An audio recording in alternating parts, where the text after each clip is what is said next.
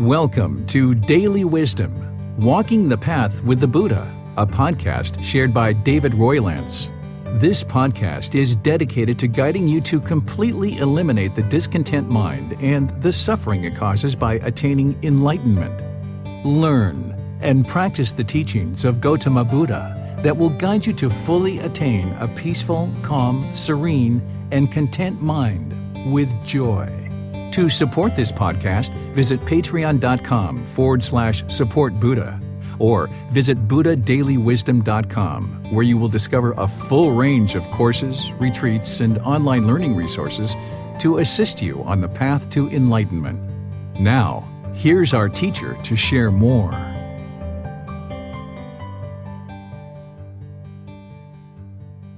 Sawadee Kap. Hello and welcome to Daily Wisdom, Walking the Path with the Buddha. Thanks for joining us today because we're going to be doing loving kindness meditation. But first, I'm going to share with you guys to help you understand the teachings behind loving kindness meditation and why it's important for your life practice. Because as you remember throughout all the teaching that I share, I always share that you shouldn't believe anything that I say, but instead learn, reflect, and practice the teachings so that you can see the truth for yourself. But in order to do that, you need to first learn. So that's what these sessions are about on Sundays, Wednesdays, and then also we teach on Saturdays as well for the Pali, Canon, and English study group. During these classes, I will be sharing teachings with you and helping to guide you along in your learning, but then it's through your own reflection and your own practice that you can see the truth for yourself, that the condition of the mind is gradually improving. Today is all about loving kindness and loving kindness meditation, and as you'll see, what this is for is to antidote or transform anger, hatred, and ill will, along with all the lesser versions of that. Even frustration, irritation, annoyance, all those things are in the mind and inhibit somebody from experiencing the enlightened mind, where the mind is peaceful, calm, serene, and content with joy permanently, no longer experiencing those discontent feelings. So loving kindness and loving kindness meditation is an important topic for you to learn, reflect on, and then practice so that you can see the truth for yourself.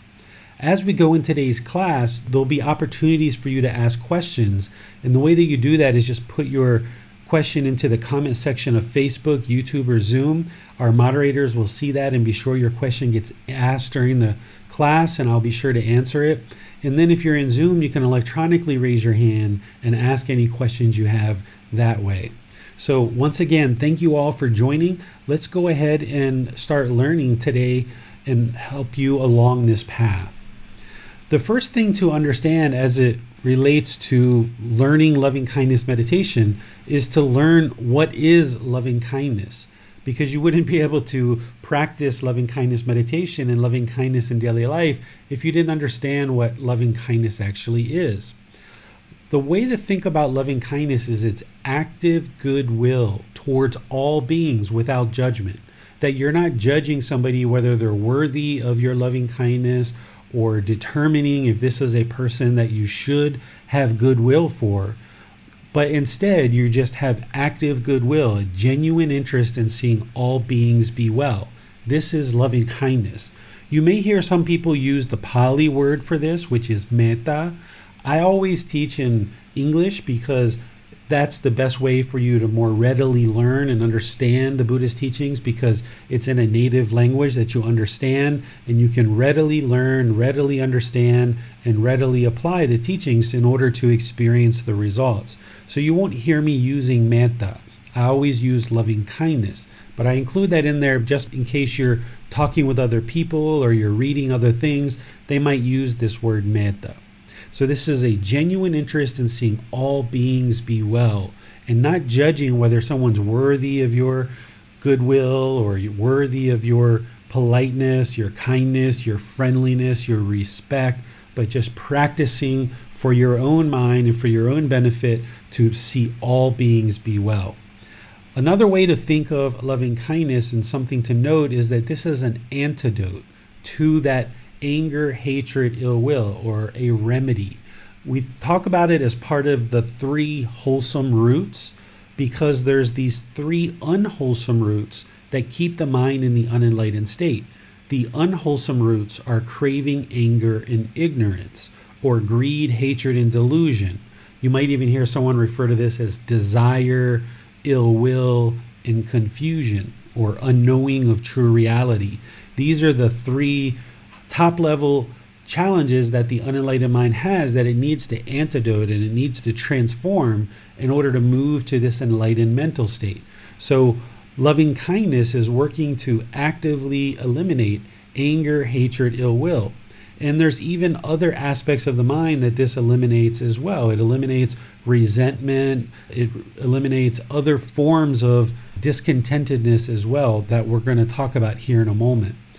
Loving kindness is part of the Brahma Viharas. There's 4 healthy mental states that the Buddha taught that need to be cultivated in the mind, and they have specific purposes of why you train the mind to have these 4 healthy mental states. It's loving kindness, compassion, sympathetic joy, and equanimity. These are all really important, and you wouldn't be able to attain enlightenment without cultivating these 4 healthy mental states. I discussed this in chapter 14 of the book, Developing a Life Practice, The Path That Leads to Enlightenment. So if you've downloaded this, or you are going to download it, or you have a copy of this, you can look in chapter 14, and in there you'll see where I'm discussing these 4 healthy mental states of the Brahma Viharas. And there's been classes that I've done that specifically dive into just these 4 healthy mental states.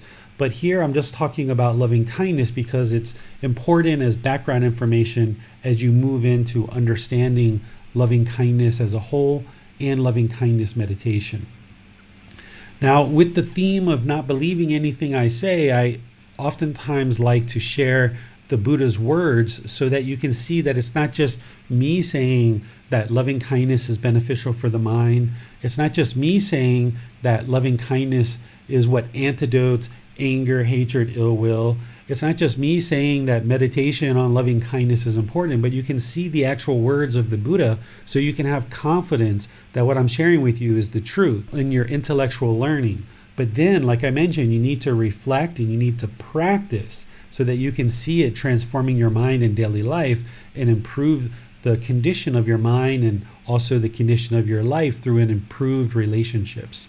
Here are just 2 little short lines which are taken out of much larger discourses. I have the larger discourse reference there, so if you're interested in going back and seeing the entire discourse, you can use this reference to actually go back to the Pali Canon and see the entire discourse that this was taken out of. This first line, the Buddha is talking to his son Rahula. His son ordained or became the very first novice, because a novice is a person who is kind of in training to be ordained. Once you're about 20 years old, that's typically when you become ordained. Before then, it's not possible for you to fully ordain. So novices will practice 10 precepts, where a fully ordained male practitioner will practice 227 precepts, and a fully ordained female practitioner will practice 311 precepts. So here, the Buddha is speaking to his son, who may have been a novice at that time, or maybe it was later after he became fully ordained. The Buddha says, Rahula, develop meditation on loving kindness. For when you develop meditation on loving kindness, any ill will be abandoned. So here, it doesn't get much clearer than that, where the Buddha is just plainly saying in one sentence how cultivating the mind and developing loving kindness meditation will help you to abandon ill will.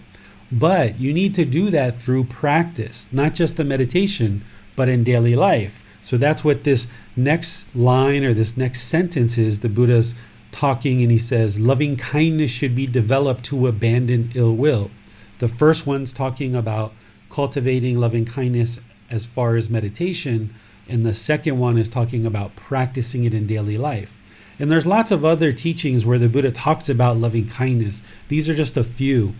As you dive into the full book series, volumes 1 through volume 13, you'll see all the different aspects of where the Buddha was teaching loving kindness and how he was teaching it and why it was important. And as you learn in this program, you'll learn those things as well. Here's another one, a little bit longer. I shared this one because the Buddha is kind of equating generosity and giving of food to the benefits of that, to the benefits of practicing loving kindness. So I'll just kind of read this for you so that you can see it and understand it. He says, "Monks, if someone were to give away 100 pots of food as charity in the morning, 100 pots of food as charity at noon, and 100 pots of food as charity in the evening, and if someone else were to develop a mind of loving kindness, even for the time it takes to pull a cow's udder, either in the morning, at noon, or in the evening, this would be more fruitful than the former." Let me just pause here before I share the rest of it. Developing the ability to give 100 pots of food in the morning, afternoon, and evening would have taken an enormous amount of effort. Even nowadays, to be able to do that, it would take an enormous amount of effort. But 2,500 years ago, that's an enormous amount of effort and time to go out and actually grow the crops and harvest the food and prepare the food and have all the resources to be able to do that. So the Buddha is talking about making an offering that is just enormous and significant. And that isn't as fruitful as developing meditation or developing loving kindness for the time it takes to pull a cow's udder. That's the nipple of a cow that people use to milk, right? So during the lifetime of the Buddha, he would speak in ways that people understood, and people understood milking cows during his day. Nowadays, maybe not so much, but it only takes a split second to pull a cow's udder and actually milk a cow. So that would be just a short amount of time. And he's saying that split second of developing a mind of loving kindness is more fruitful than going to all that elaborate effort to put together this huge offering of food. The last paragraph here is this section that I pulled out. "Therefore, monks, you should train yourselves thus. We will develop and cultivate the liberation of mind by loving kindness. Make it our vehicle, make it our basis, stabilize it, exercise ourselves in it, and fully perfect it. Thus should you train yourselves." So here he's giving guidance of developing and cultivating loving kindness in the mind through meditation and in daily life to liberate the mind, to create freedom of these strong emotions of anger, hatred, and ill will. Because when the mind is triggered that way, with anger, hatred, and ill will, it's not liberated, it's not free. If somebody can trigger, or if some situation can trigger anger, hatred, ill will in the mind, and even the lesser versions of that, the mind is not yet free of strong feelings. It's not yet liberated. So it's loving kindness meditation and practicing loving kindness in daily life that will liberate the mind from these strong feelings. Next, it's important that you understand how to actually do loving kindness meditation. Because now that you understand what loving kindness is, and that the Buddha taught to practice loving kindness meditation and practice it in daily life, now it's important to understand, well, how do you actually do loving kindness meditation? Well, the way that the Pali Canon was written down, he doesn't have anywhere in the Pali Canon that he taught how to actually do loving kindness meditation. I'm sure he had a certain way of teaching it and practicing it and showing people how to do that during his lifetime. But by the time the Pali Canon gets written down and what we have available to us today, you don't see any teachings from the Buddha step by step exactly how to do loving kindness meditation. In other types of meditation, we have that. But through impermanence, we don't have how to actually do loving kindness meditation. But for anybody who's done loving kindness meditation and has been successful at eliminating anger, hatred, and ill will from the mind, then they know how to do loving kindness meditation in a way that is beneficial for their mind. So therefore, if it works for their mind, it will work for your mind. So what I'm sharing with you here is how I do loving kindness meditation and what I observe works. But you may or may not see other people practicing it in this exact same way. Because of impermanence, different people are going to practice it different ways. And this is where you shouldn't believe what I say, that this meditation works. Instead, learn it, reflect on it, and then practice it. And as you practice, you can see the truth for yourself that it actually does indeed work.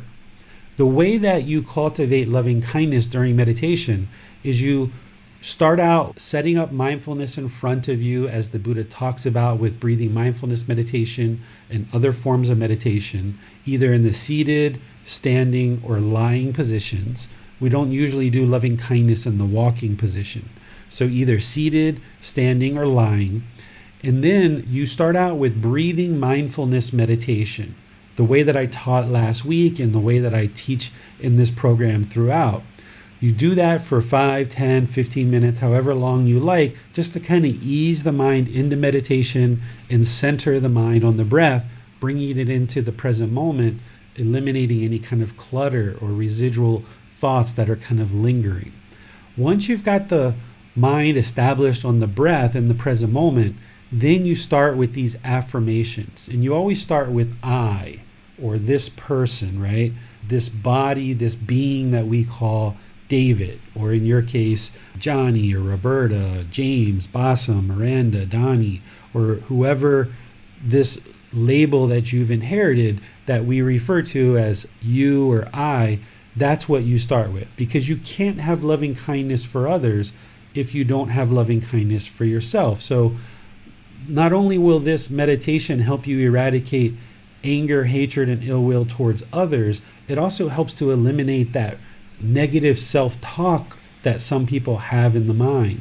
So if you experience that you have that in the mind, then it's really important that you practice loving kindness meditation in order to eliminate that. And then during daily life, not only are you practicing loving kindness with others, but you practice loving kindness toward your own self, or this own being as well. So in loving kindness meditation, once we start that and I guide you into it, you'll hear me say out loud, may I be peaceful. And on your out breath, you should repeat this affirmation in the mind. May I be peaceful. Wherever you get to that out breath, you repeat that affirmation. And then the next one will be, may I be safe. And then wherever you get to your out breath, you repeat that. Then may I be well. Again, on the out breath, you repeat that. In the mind. You don't have to repeat it out loud. You repeat it in the mind. I'm going to be saying it out loud, but that's just because I'm guiding you guys. But you guys say it in the mind and cultivate it in the mind. And then the fourth statement is, may I be free of all discontentedness in the suffering it causes. This is that genuine interest in seeing all beings be well, including you. Once we do that, then we'll move on to a ring that's a little bit wider. So we'll probably say, may we, those of us that are here meditating together, may we be peaceful, safe, well, and free of all discontentedness in the suffering it causes. This is on the out breath, wherever you get to that. Then I'll go through some other rings. I usually kind of decide those when I get to them, and I try to make it applicable to all of us that are in the group. And then finally, the last ring will be something along the lines of, may all beings be peaceful, safe, well, and free of discontentedness. You don't want to leave any beings out. You want to cultivate this loving kindness in the mind for all beings. And keep in mind that what you're doing here in meditation is you're transforming your own mind. You're not sending loving kindness to others and wishing that they will be peaceful and hoping that they will be peaceful to you. What you're doing is you're transforming your mind, transforming that anger, hatred, ill will, so that when you're with those people or you're in and around certain groups of people, that you have a genuine interest in seeing them be well. And if you've had people in your past that the mind is still holding on to anger, hatred, ill will, resentment, or any kind of feelings like this, this is what will transform the mind and train the mind to let that go, because it's only harming you, it's not harming others.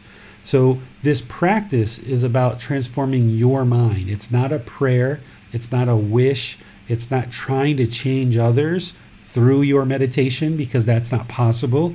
All you can do is transform your own mind. And when you do this meditation on your own outside of this group, you should customize these rings based on your relationships in your life. So if you have certain people or certain groups of people, either currently in your life or in the past, that there is anger, hatred, ill will, you have some frustration, irritation, annoyance, maybe some resentments in there, some like kind of hostility or aggression, wherever that person or that group of people that you have in the mind that you feel that way towards, you need to include them in your meditation. And you may include them for many weeks or many months until you no longer have those feelings any longer, and then you can take them out of your meditation. You may even need to do kind of one person or two people repeatedly over and over. So let's take an example. Let's say that somebody has a lot of negative self-talk and they really don't have loving kindness for themselves. Maybe what you do for the first several weeks of this meditation that you implement into your practice is you do, may I be peaceful, safe, well, and free of discontentedness. Then you do it again and again and again and again. And then finally, may all beings be well and peaceful. You do all four phrases for all beings. So maybe you need to do may I multiple times in one meditation for several weeks until you cultivate loving kindness in the mind for your own self, your own being. And then say you have a difficult relationship with your partner, with a parent, with a sibling, with a friend, with a coworker, with your boss, with a neighbor, anybody like this. Then maybe what you do is you say, may I be peaceful, and then you go to that person and you do them over and over and over and over again, and then all beings. And now you do that for several weeks until you've cleared out any kind of anger, hatred, ill will towards that person.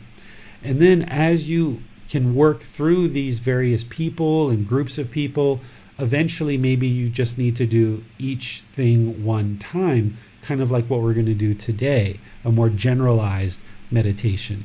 But you need to do this for many weeks and many months until you get to the point where you no longer see any anger, hatred, or ill will arising in the mind for 6 months or a year, right? This isn't a thing that you do one time and then boom, everything's fixed. You need to gradually train the mind to eliminate this anger, hatred, ill will. And as you start doing this, you'll see the emotions and feelings start to soften, and you won't have these strong emotions when you're in conversations or when you encounter situations where you're involved with these people or groups of people, or you think back to the past about certain people that have caused harm. You will have let go of those strong feelings. And when you notice for 6 months or a year that the mind no longer has any kind of anger, hatred, or ill will arising, you'll probably slowly kind of diminish this meditation and you won't need it. But you'll know how to do it. You'll have done it for a really long period of time. You will have seen the strong emotions of anger, hatred, ill will soften, gradually diminishing, and then eventually eliminate entirely from the mind. And then when you get that nice long run of no anger, hatred, ill will, then that's when you know, okay, looks like there's no anger, hatred, ill will in the mind. But if you go 3 months, 6 months, a year, and then boom, some anger, hatred, ill will, or frustration, irritation, annoyance comes in, well, you know the remedy, you know the solution. Go back to your loving kindness meditation for a few weeks or a few months and start working on the mind to eliminate that for whatever situation or beings that you were involved with where that arose. This meditation needs to be done together with breathing mindfulness meditation. You wouldn't be able to eliminate anger, hatred, ill will with only loving kindness meditation. The practice that the Buddha shares, it's a life practice. It's comprehensive. So you will need to understand things like the three universal truths, the Four Noble Truths, the Eightfold Path, the five precepts, and all these other teachings that we share in this program and all the resources that I share. And you'll have to slowly piece together an entire life practice. And what I usually suggest is that you start out with breathing mindfulness meditation for 4 to 6 weeks, build that up where there's some consistency, where you're doing kind of once or twice or 3 times a day. Ultimately, you would like to get to 2 or 3 times a day for 30 minutes or more. But that might take you 6 months or a year or longer, who knows, to build up to that. But at least get 4 to 6 weeks of consistently doing breathing mindfulness meditation and taking the time, effort, and energy to do that. And once you've got that established and you're doing this consistently, that's the time to bring in loving kindness meditation and start working on that and integrating it into your meditation practice. So if you're doing meditation 2 or 3 times a day, maybe one is breathing mindfulness meditation. Maybe the second one is breathing mindfulness meditation with loving kindness meditation, like we're going to do today. And then maybe that's your practice for a day. Or if you're going to do a third one, then maybe it's breathing mindfulness, maybe it's breathing mindfulness and loving kindness. This is where it's your practice. There's no one set way to do this. It's all about you working with the teachings, practicing and seeing what works and what is working. And you should be able to observe this over the course of many weeks and months, that the condition of the mind is gradually improving. So let me pause here before we actually do meditation together and see what questions you guys have. Remember, you can put those into Facebook, YouTube, or Zoom by putting your questions into the comment section. Our moderators will see that and ask your question during the class. Or in Zoom, you can electronically raise your hand and ask any questions or follow-up questions directly. Hi, David. I was wondering if you can expand on why we begin loving kindness meditation with ourselves in the middle ring. Right. So it's kind of like this. If you were going to host a seminar on how to get rich, if you were poor and didn't have money, you weren't wealthy yourself, how could you host a seminar on how to get wealthy, how to invest and make money if you yourself didn't have any assets and you didn't have any money? So the same thing is, how could you have loving kindness for others and this genuine interest in seeing others be well if you don't even have that for yourself first? So you need to cultivate that in your own mind so that you understand what it feels like and what it means to have loving kindness. And then you'll be more aptly able to practice it with other people. Thank you. I noticed Miranda has her hand raised, so let's go to her next. Hello. So if one has chosen through discernment to not associate with someone any longer, the thought is, should we then do loving kindness meditation for a period of time, focusing on that person to make sure that there isn't some underlying ill will or annoyance or frustration towards them? That would be really wise to do, because there's no harm in choosing not to associate with certain people in your life. And you might choose to do that based on your own needs and what you need for your life practice. Maybe there's some unwholesome things going on. You're not judging this person. You're not looking down on them. You're not thinking you're above them or below them. You just feel like it would be better if you moved on with your life and no longer maintained a relationship. And you don't even need to tell them that. You can just move on. That way there's an open door there. And then as you do that, it's okay to do that, but you would like to not put a wall between you and them. That would be aversion. So by moving on, you can move on, but maintain the loving kindness and compassion, which compassion is concern for their misfortune. And if you're unsure, or you just would like to be sure, like the way you're talking, Miranda, is putting that person into your loving kindness meditation, that would be really wise, because then you could be sure the mind's not holding on to any anger, hatred, or ill will, and that's not the reason why you're choosing to move on. So that's very advisable. It could be very wise to do that. I was wondering, David, we just finished studying breathing mindfulness meditation last week. when we're actively practicing loving kindness meditation, do we continue to follow the breath? Yes, that's why on the out breath is where you do your affirmation. So that if you've established the breath really well in breathing mindfulness meditation and you're focusing and fixating the mind on the sound of the breath or the sensation of air coming into the body, then you do that for at least 5 minutes, kind of like a minimum, upwards of maybe 15 or 20 minutes if you really have a really deep practice. And then once you're really well established, that's where you go into loving kindness and you focus the affirmation on the out breath. So you're always monitoring the out breath. In the inhale as well, you're still experiencing that full inhale. So meditation, like we talked about last week, it's a dedicated, active, purposeful training session where you're either eliminating certain unwholesome qualities from the mind or you're cultivating certain wholesome qualities. So there's effort in meditation. You're actively involved, purposefully training the mind rather than just kind of zoning out. You're always engaged with the mind, attentive and alert during meditation. So if you've developed that breathing mindfulness meditation really well, where you're fully experiencing the inhale and you're fully experiencing the exhale, all you're doing here is you're just adding an affirmation on the exhale, but you're still fully aware of the inhale, fixating the mind on the breath, and fully aware of the exhale, fixating the mind on the breath, but you're just including now that affirmation on the exhale. And is there any element of visualization, such as when we are imagining a person or a person is in our ring, is it appropriate for that person to visually come into our mind, and any situations for that person come into our mind? Yeah, that can be really helpful if you focus on the individual or the group of people, because it can make it more apparent in the mind.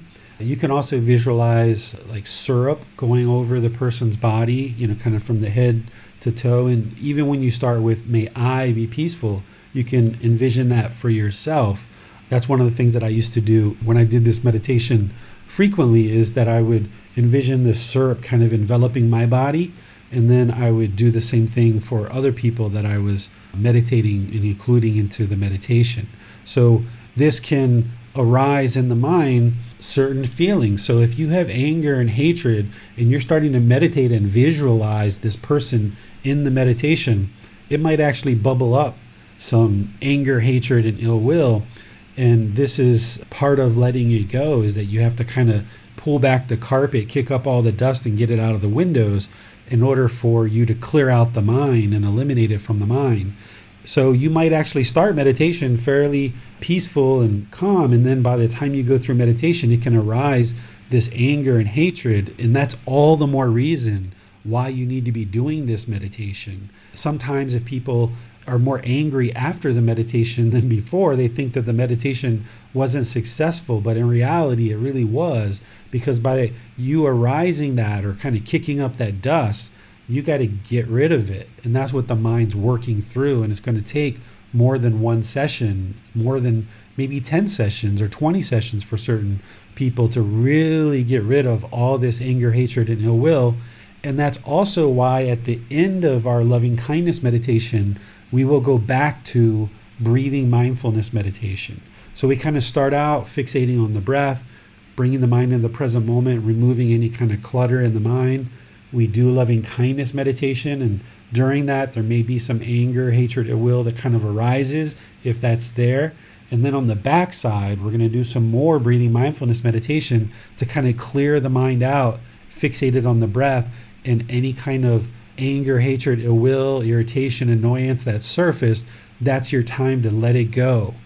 And same thing, when you learn in breathing mindfulness meditation to cut off the thoughts and let them go, and that's what we're doing before and after loving kindness meditation, you can also practice that same thing during loving kindness meditation, so that if you're breathing in and you're breathing out during loving kindness meditation, and essentially what you're doing is breathing mindfulness meditation, and you're just adding this affirmation.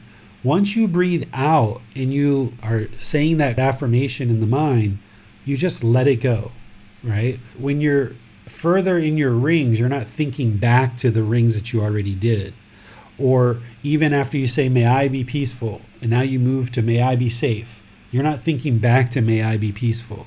So if your mind is really well trained and you're getting there closer and closer with breathing mindfulness meditation, training the mind to let go or cut off thoughts, it's the same thing. Once you say this affirmation in loving kindness meditation, you say it and then you're done with it and you just move on to the next affirmation or move on to the next set of rings. Thank you, David. Let's get to Bassam now for our Zoom questions. Thanks, James. We have a question from Johnny. He asks, is it helpful to specify your metta for self or others, such as, may I eliminate negative self-talk? The affirmations that you do, you can customize these. These are 4 that I use, but what you would like to do is make sure that the affirmation is non-burdening, that you're not burdening yourself or others.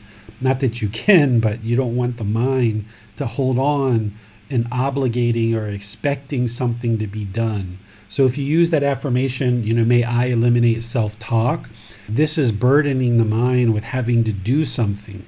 And you don't want to do that because that's kind of like an expectation or a want or a desire. So if you're going to customize these affirmations at all, you would like to set them up so they're non-burdening.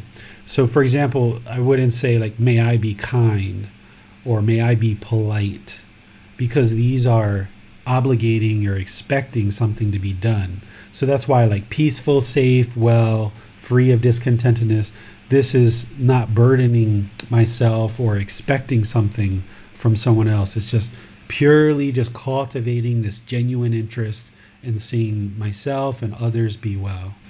Well, no more questions, teachers, for now on Zoom. Okay, so it looks like we're ready for meditation, yeah? All the questions that we have for now.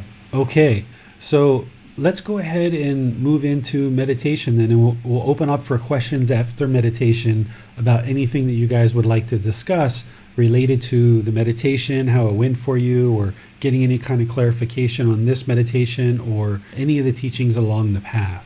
So go ahead and take your position for meditation, whether that's seated, standing, or lying. If you're seated, it's probably on the floor with a cushion, cross-legged. Just be sure that you don't have any real steep angles at your hips, your knees, and your ankles, because your legs might have a tendency to fall asleep. You'd like to keep the circulation flowing in the lower body, but be sure the lower body is stable. It should be comfortable, not luxurious and not painful, but comfortable. That's the middle. And then the hands and the arms, same thing. They should be comfortable, not luxurious and not painful. So the Buddha put his right hand over his left with his thumbs together. And if that's comfortable for you, and then you put that in your lap, you do that. But it's not about doing it exactly the way everyone else is doing it necessarily. You do what's comfortable for you. So for some people, they put their palms on their thighs or their knees. If you're in a chair, you might put the arms on the armrest. Your lower body and your hands and arms should just be completely unengaged. No muscles should be engaged at all. But your upper body, the spine should be erect. This keeps the upper body alert and attentive so that the mind will stay alert and attentive. Where if I was slouched, the mind would have a tendency to turn off. Or if I was real rigid, right, it would be kind of too uptight. So you're always looking for that middle. So nice erect upper body where the muscles are engaged, not leaning back up against something or kind of zoned out, but just nice and erect to keep the mind attentive and alert during meditation. Once your body's in position, just close the eyes and start breathing in through the nose and out through the nose. You'd like to experience the full breath on the inhale and the exhale.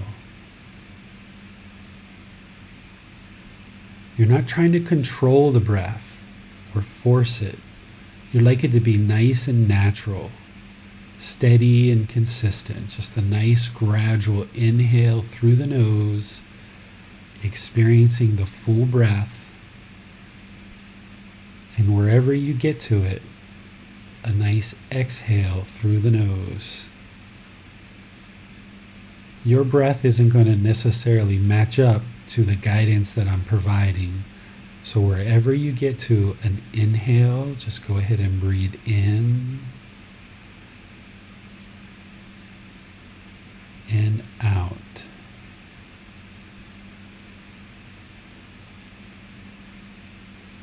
Breathing in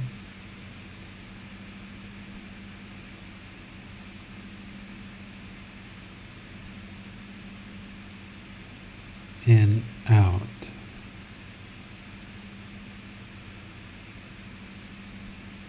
Focus the mind on the breath,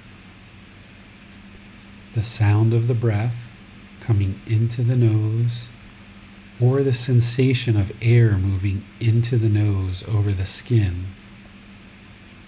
The breath is the present moment, so fixate the mind on the breath. Breathing in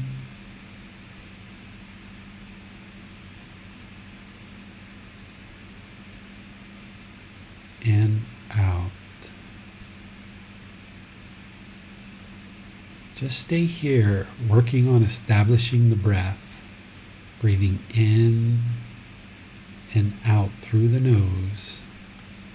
I'm going to do some chants to ease us into meditation and then come back with some more guidance. You're welcome to join along in these chants if you know them.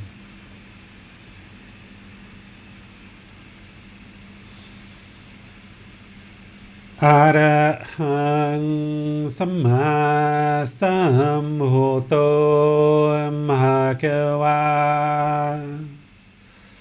Bhutang Bhagavantang Abhivateyami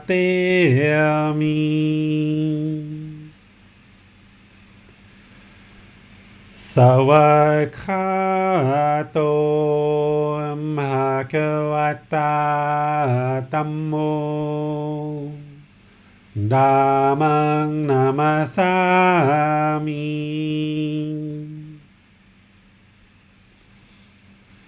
Supatipano Bhagavato Sāvaka Saṅgho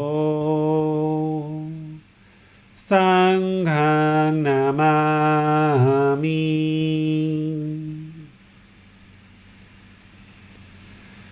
Namo Tassa Bhagavato Arahato Samma Sambuddhassa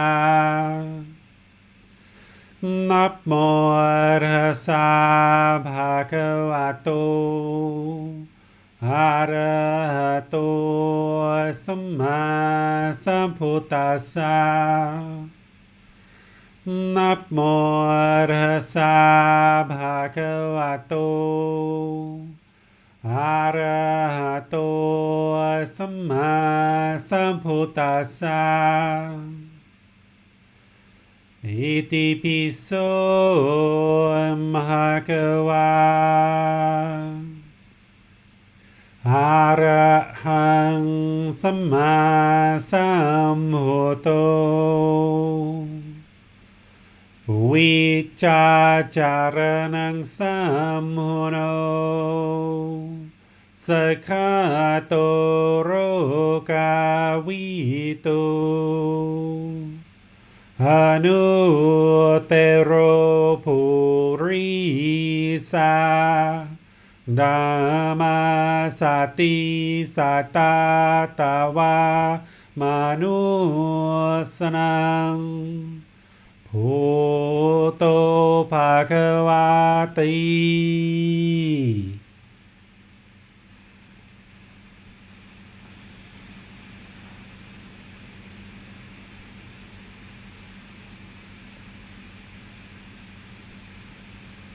Okay, you should be breathing in through the nose and out through the nose. Nice, steady, consistent breath. Not forced or controlled, just experiencing the full inhale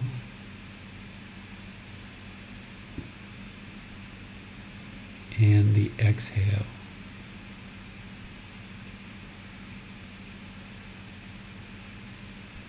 Fixate the mind on the breath. This is the present moment. The sound of the breath or sensation of air coming into the nose over the skin. The mind can be peaceful and content in the present moment. So fixate the mind there. Breathing in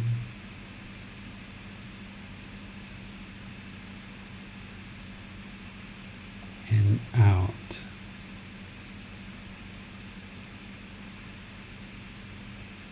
Wherever you notice that the mind is not on the breath, it's in the past, in the future, there's thoughts, ideas, perceptions.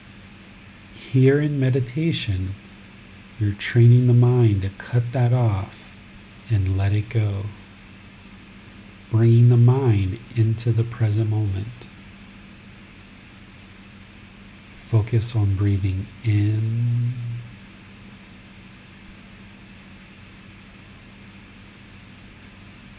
and out.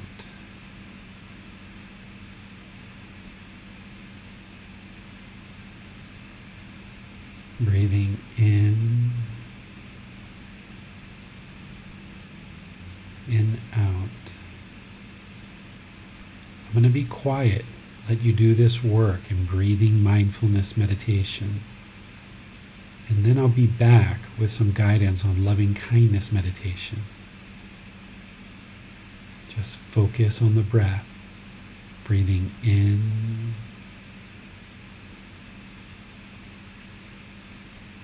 and out.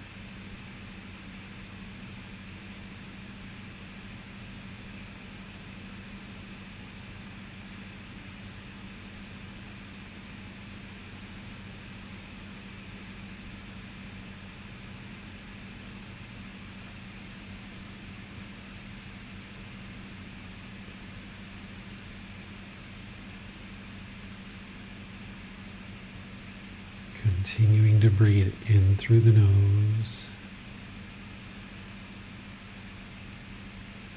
and out through the nose.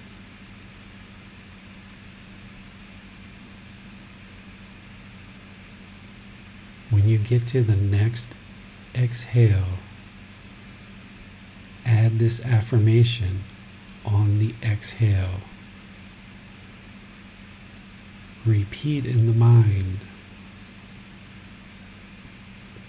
may I be peaceful.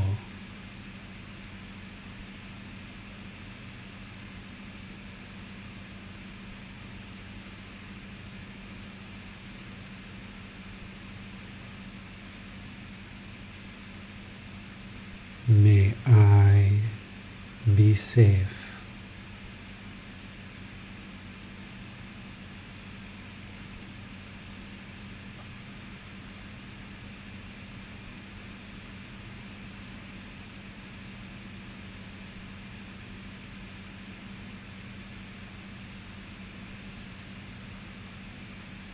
May I be well.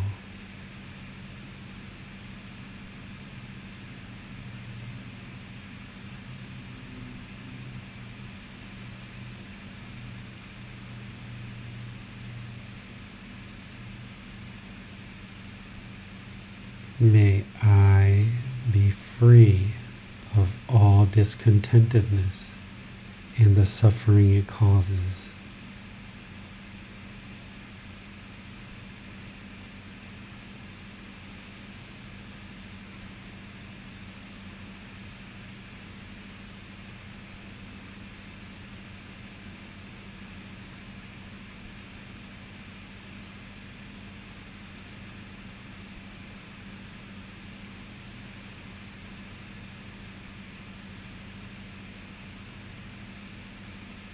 May we be peaceful.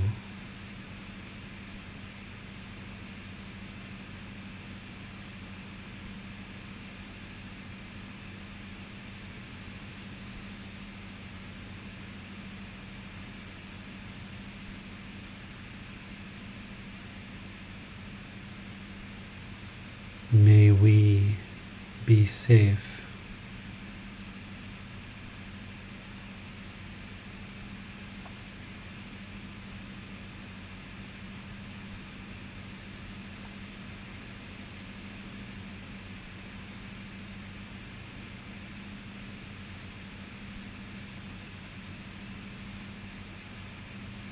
May we be well.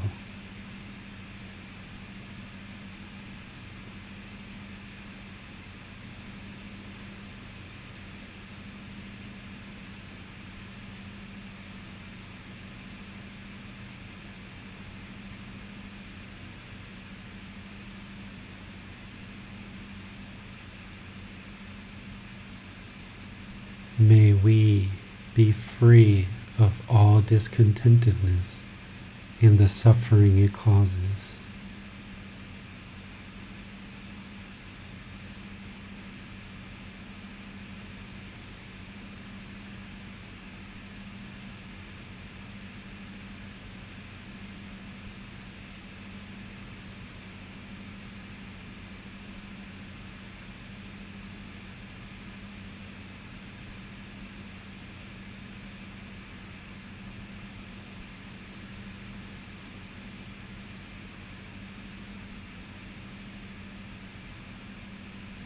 May all those who are close to me be peaceful.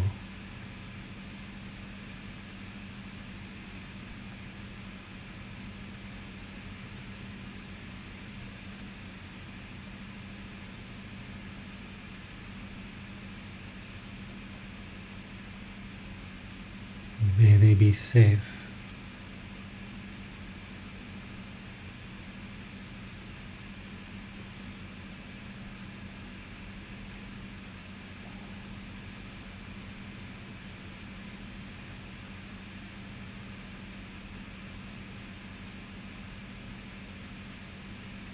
May they be well.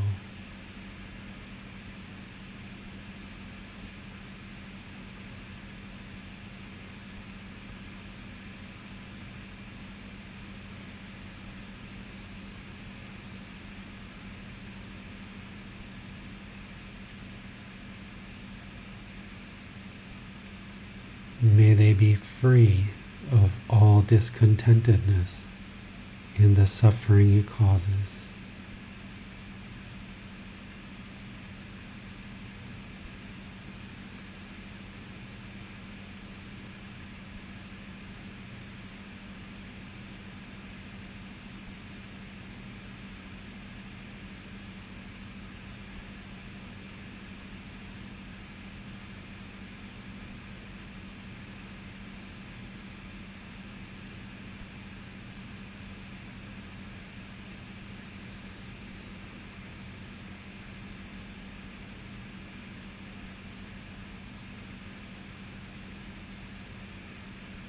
May all those who are acquaintances be peaceful.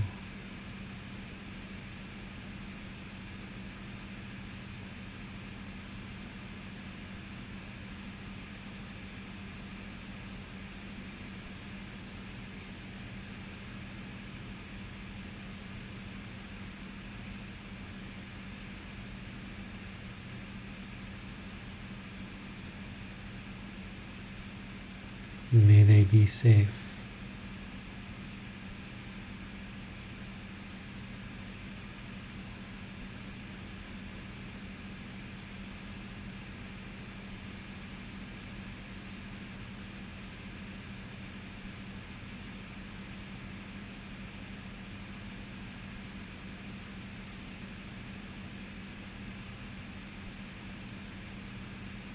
May they be well.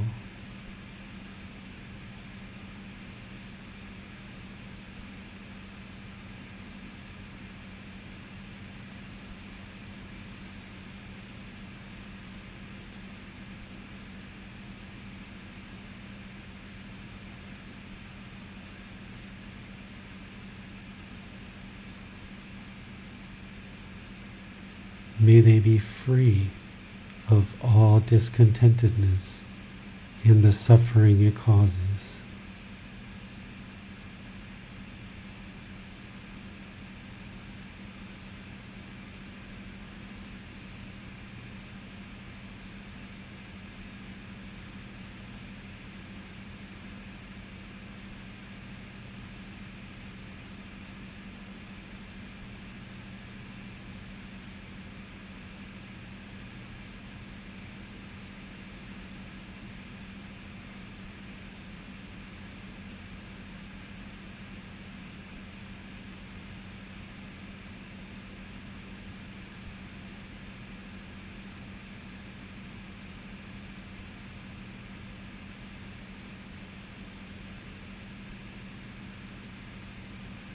May all those whom I've never met be peaceful.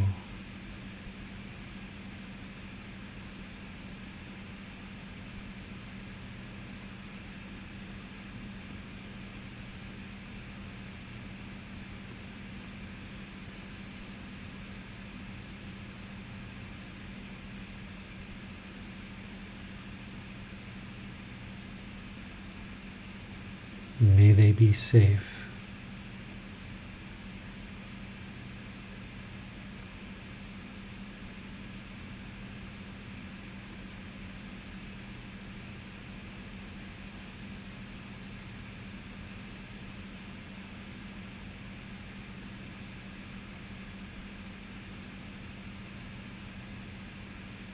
May they be well.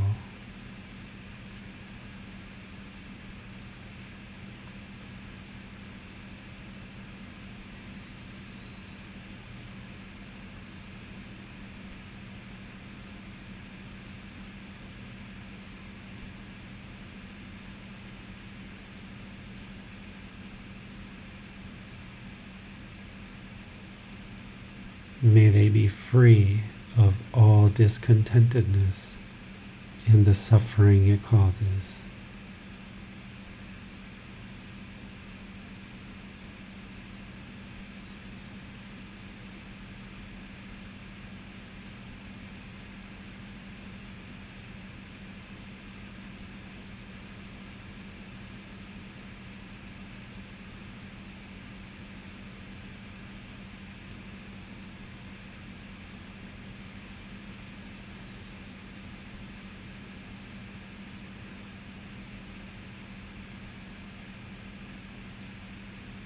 May all beings be peaceful.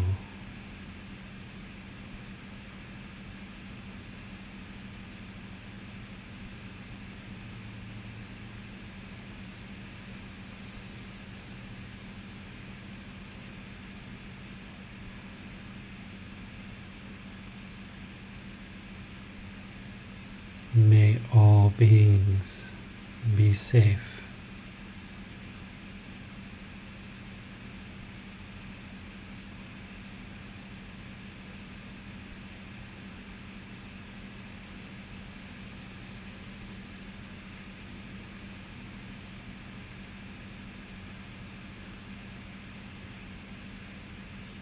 May all beings be well.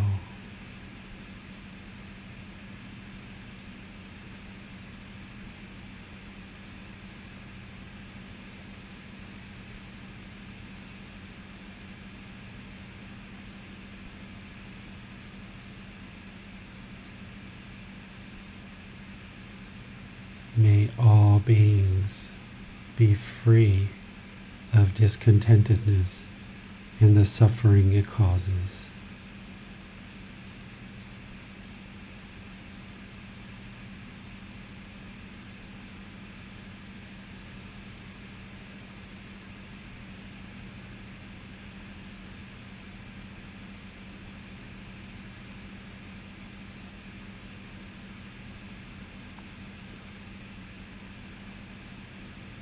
Breathing in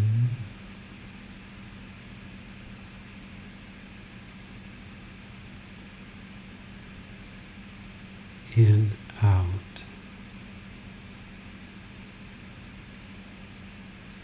Focus the mind on the breath, the present moment.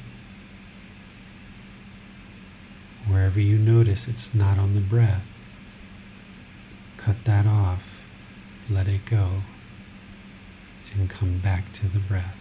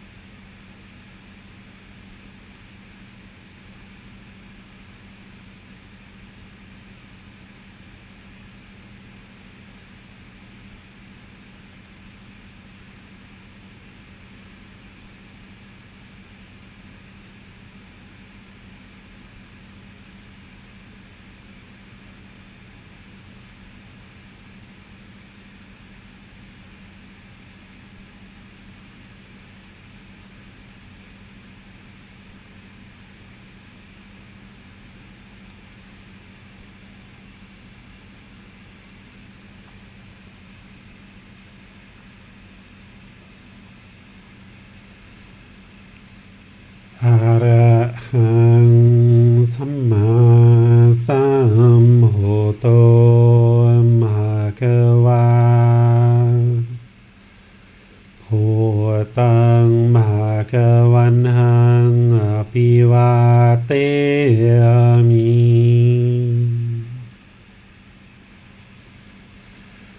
สวากขาโตภะคะวะตาธัมโมธัมมังนามัสสามิ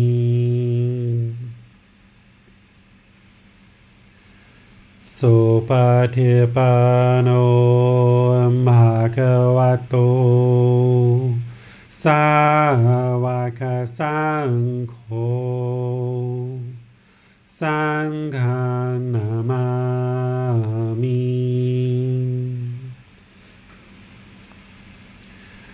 นะโมตัสสะภะคะวะโต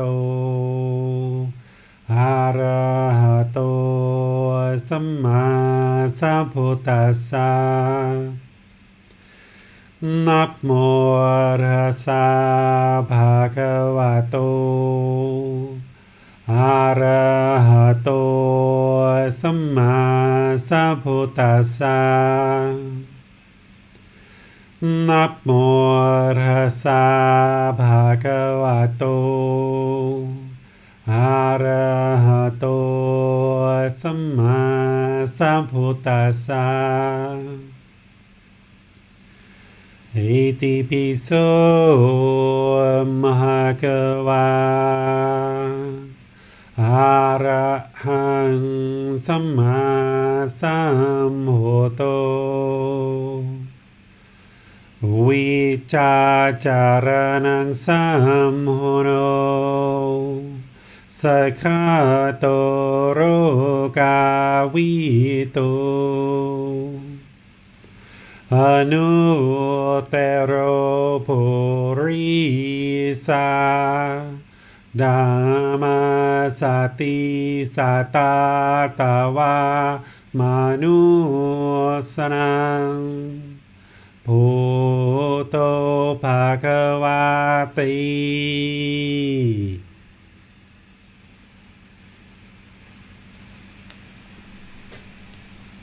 Okay, if you guys would like to slowly make your way out of meditation, just kind of ease the mind and ease the body out of meditation. As you come out of your meditation sessions, don't try to judge whether it was a good meditation or a bad meditation. It was just meditation. It was just training the mind. If we try to judge our own meditation, when we consider it to be good, the mind can get pleasant feelings. But when we consider it to be bad, it can get painful feelings. This is what we're trying to eliminate from the mind, is the mind forming inner feelings based on impermanent conditions. So don't try to judge or evaluate or analyze, was it good or was it bad? Just do it, apply your effort, and each session work to get better and better at your meditation. Don't try to determine if it's good or bad, just do it. And then also, when you're doing loving kindness meditation, don't be concerned if you don't quite feel it. If you're doing certain rings, say you have difficulty with your mom or your dad or your brother, your sister, your friends, your partner, and you just aren't feeling the love, that's why you're doing this meditation. That's to be expected. It's going to take many, many sessions for that to really kick in and train the mind to cultivate and permeate with the loving kindness. So don't expect that when you do this meditation once, that boom, the love and kindness is just going to come flooding into the mind. That's not how any of these teachings in the Buddha's path to enlightenment work. It's all gradual training, gradual practice, and gradual results. So don't expect that you're going to instantly have this flood of loving kindness just because you did this meditation. You're going to have to work at it. You're going to have to apply your effort. Some days you're going to feel it more than others. It doesn't mean you're bad. It doesn't mean you should feel guilty or shameful. It's just that your mind's a work in progress. So keep working on it. Don't expect to be good or bad. Don't even try to judge good or bad. Don't try to have expectations of what meditation should or shouldn't be. Just stay committed to the practice. And as you do it, you chip away at this mind more and more, slowly eliminating all this anger, hatred, ill will, and bringing in this loving kindness. Or another way to say it is bring in all this loving kindness so that you slowly ease the anger, hatred, ill will out of the mind. So let's open up to any questions you guys have about loving kindness meditation or breathing mindfulness meditation or anything along this path that you guys would like to ask questions about. Remember to ask questions, just put your comment in Facebook, YouTube, or Zoom, or raise your hand electronically and the moderators will be able to call on you and you can ask your question. I was wondering, David, about what may be an opportune time to practice loving kindness meditation. Would this be at a time when we're experiencing anger?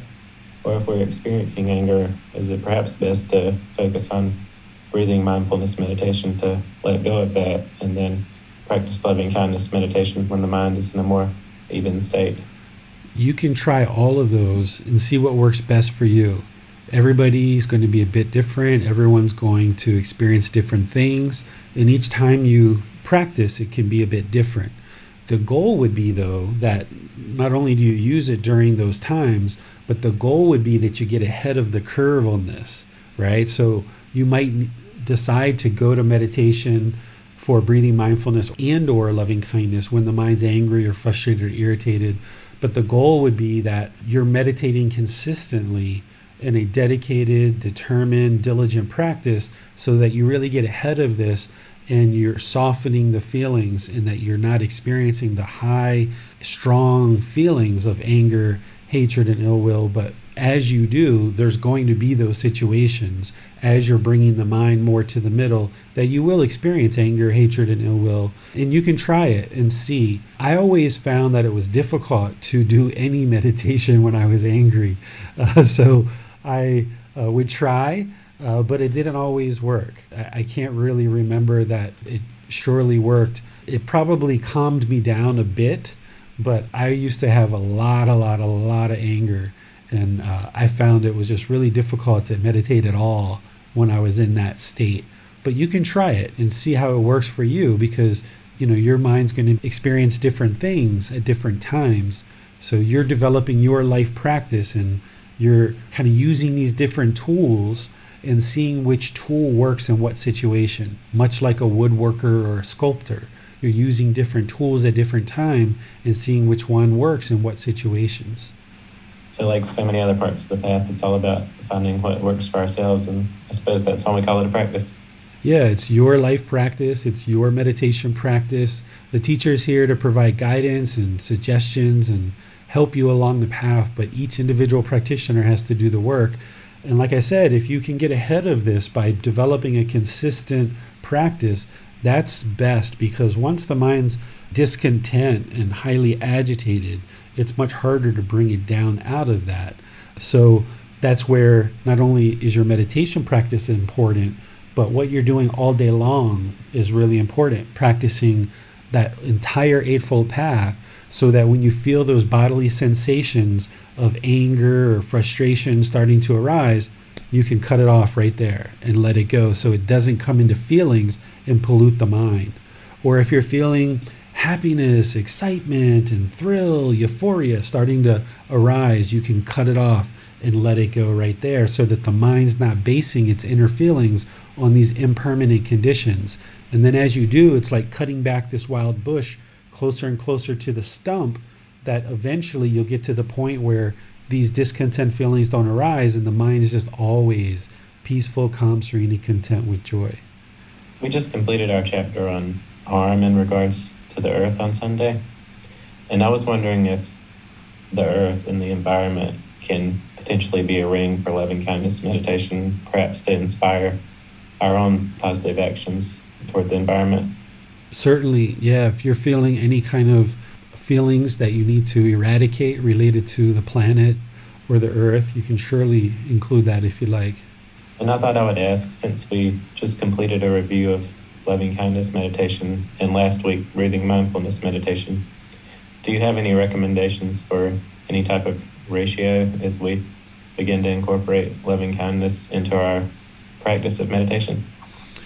It's really dependent on how much anger you have in the mind. If you feel that there's a good amount of anger there, you might want to ramp that part of your practice up and do that 2 or 3 times a day, because you are doing breathing mindfulness meditation in there. So you're getting some of that work being done. So you might go through several weeks or months of doing a lot of loving kindness meditation and then kind of phasing that back down to maybe once or twice with breathing mindfulness meditation as a standalone. So you kind of have to feel that out for yourself based on the condition of the mind. Thank you, David. That seems to be all the questions we have for today. Yeah, and what I'll add there, James, for that is don't ever feel locked in, right? Like if you're noticing that right now you're doing one session of breathing mindfulness and one session of loving kindness, and that's working pretty well, don't stay attached to that. Don't stay holding on to that. So if you notice that anger is arising a lot, you're like, whoa, I've got to completely change up my practice here. And now let me start doing loving kindness a whole lot and make that part of my consistent schedule.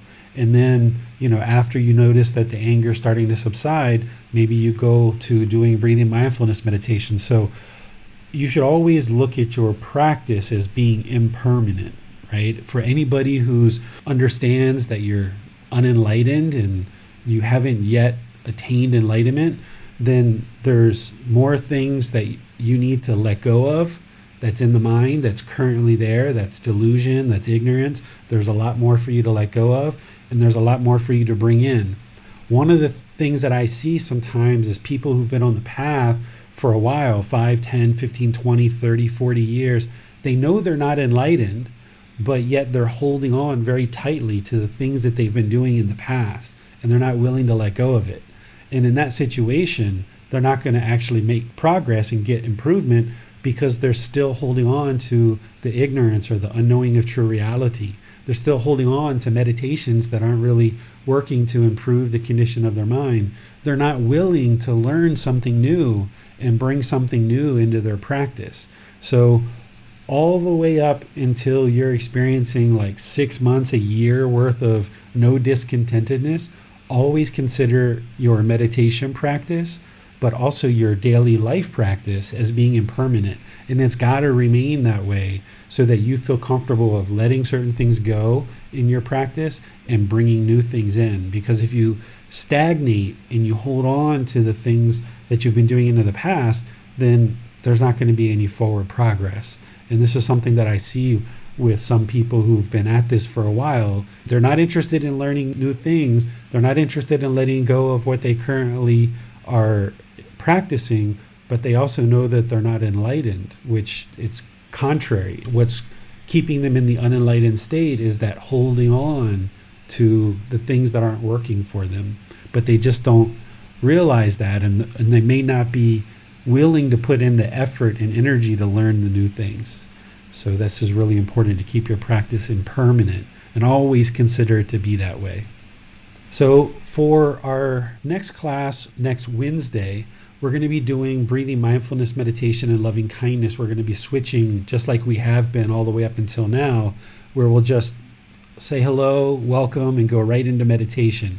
I was interested to put these little refreshers here at the end of the program because any new people that have joined us will have needed to learn. But those of you guys that have been in the program for a while, it's kind of a nice time to kind of refresh you now that the program is going to be coming to an end in about 4 weeks. But then we're going to be restarting it again on September 1st. So if you'd like to continue learning in this program and go through it again, you'll see that you'll pick up things that you didn't pick up the first time. Now that you kind of understand the whole program, you'll soak into it a bit more as you go through, just like watching a movie for a second or third time. If you joined this program just recently, then I definitely suggest that you start at the beginning and go all the way through. Sure, stick with us here for the next month as we're closing out this part of the program, but then be ready to restart on September 1st.